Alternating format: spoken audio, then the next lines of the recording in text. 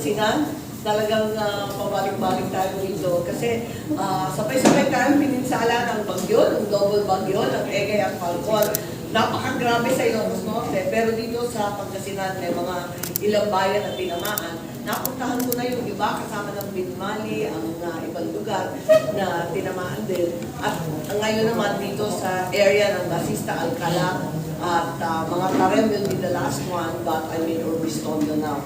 So kahit papano, tulong tayo ng kaunti kasi nakita naman natin, lumilipad ako naka-helicopter, talagang wasak-wasak yung ibang bukid. Pero at least salvageable naman dito sa Pangasinan. Sa amin mukhang malabo na. Pag sa Cagayan, Apayao.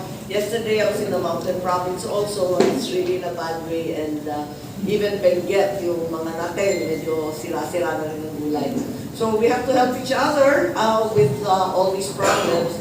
And so I'm here to give AICs to the marginalized sectors and also to make sure that the kids get to go to school. So namigay din tayo ng school supplies, school bags, and Nutriban, syempre, trademark. Thank you. Thank you. Kasama din pala natin yung Rosen Gusto ng Sinan.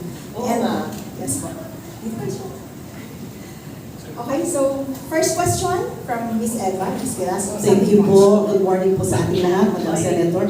Ma'am, nakita po ninyo yung extent ng damage po ng Egay. Ano po? Kasama po dyan yung lately, naramdaman po natin aside from yung vegetables, yung increase of prices, yung 10 pisong per kilo na increase, bawat kilo po ng bigas. Pero sabi naman ng mga grupo ng rice millers, medyo bababa naman daw ito later on kasi aalihan na sa pagparting ng Baisihan, others. Sa inyo pong palagay, totoo po ba kaya ito? Well, ito inaasahan natin, seasonal increase naman talaga yan. Ngayon sa Ilocano ang tawag gawat. Ano?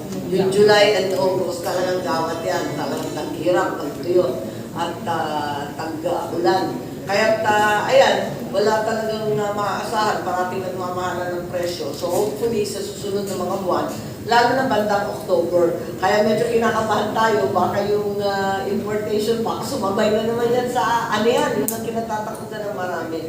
Pero sigurado ako na magkaka-importasyon kasi nga as it stands right now, 36% of the most valuable rice land, Region 1, 2, Cordillera, and parts of Region 3 have been hit very hard by the double whammy of the two typhoons. Kaya nag-import na ang bansa, pero sabi ko nga sa NFA at sa buong DA, simutin muna natin lahat ng meron dito. Bago tayo import ng malalaking amounts, simutin muna natin yung local kasi marami naman local pa na natitira. Katulad sa Pangasinan, La Union, hindi naman masyadong nasira.